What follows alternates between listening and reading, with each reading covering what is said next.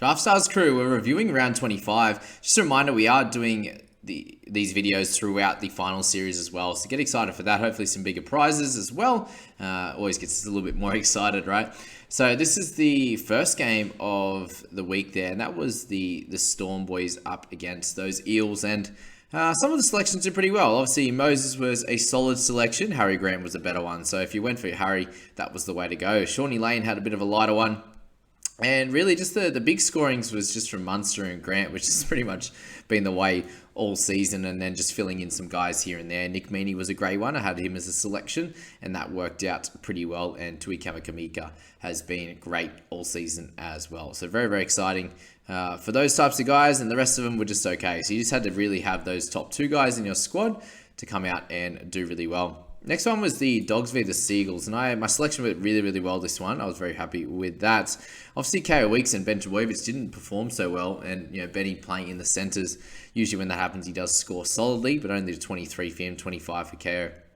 But the rest of the scorers went really, really well. So obviously, Braden Burns was a big one. He got 66, had DCE as a great selection there with that little bit of cash in the bank. Ram Fatal and Marin up 47 as well. So the biggest one there was just being able to get Marty to power on your side, and Simply came out and did really well also. So congrats to JS77 who snuck that win there. Okay, so we got the Roosters v the Rabbitohs in the next one. Also had a pretty good game in this one, 45th out of the 297, so would have made the cash for sure. Isaiah Tass, a solid one in that one. Egan Butcher was pretty close to a must-have at that cheap price, so you could spend up a little bit elsewhere. That worked well. Angus Crichton was the big one, and obviously Tane Milne, two guys that I didn't own, and spending a little bit up on Tedesco rather than going for Manu was the way to play this one and just score that little bit better. Unfortunately for me, Matt Lodge had a low game. You see the winner still had Lodge, considering how well he's been going lately. Arrow and Takeo only okay scores there. Havili also just the 32.5 at that hooker position. So a little bit up and down on scoring. Next thing I wanted to go through was that Warriors one. In terms of great selections, Josh Curran was an interesting one, again, considering he's going to play that 80 minutes. Really the most of the scorers that I was looking at were guys from the Titans, and AJ Brimson, obviously a clear one.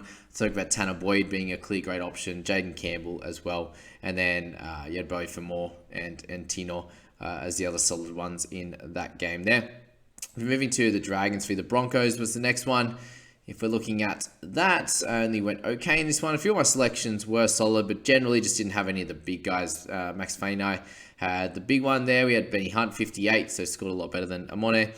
Monga has been going well. He did not. Hosking was the must-have, and that worked out. Blake Laurie was just solid as well. So again, just missing out on Fainai and going for Lomax was a good one. But yeah, Payne Haas, Hosking, mixing all those guys together was the way to play this game. For the Cowboys game up against Panthers, there was some little bit of chat about potential guys that you could select there. Spoke about Thomas Jenkins. He didn't actually play that well, unfortunately. Cody Falls came in and had a great game. Spoke about him a little bit, but he wasn't the clear one. Spoke about Eisenhuth being a big one.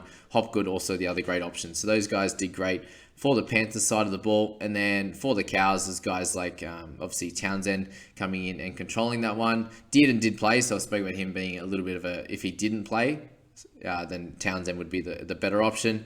And then guys like, well, if again, Hamiso didn't end up being an option because he played at 6, because he didn't end up playing at 6. But yeah, Val Holmes, Drinkwater, these were all the best options in that one.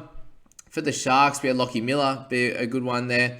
In terms of the Knights, there weren't too many we were going to select. Like Clem was going to be solid, but if we're looking at the Sharks side of the ball, it was going to be Lockie Miller. Hines did okay. With a couple of try assists, but Cam McInnes was the one that came out and did really well, and also Blakey Brayley. And then just that last game, if you went for Dewey, you scored okay, but you weren't overly excited. It was guys like Hudson Young that came out and dominated, Josh Papali'i that did their jobs, and obviously all the backs. If you picked any of those backs in the Raiders one, you did really well. But that is that review show for Draftstars for this one. We will be going through all the final series games, which is going to be really exciting as well. I hope you have all the luck in those final series, and whichever team you go for, you support them, that they go really well. And jump in that description, guys. Hit that sign up link to get started with Draftstars, and I hope you have a cracking day. See you later.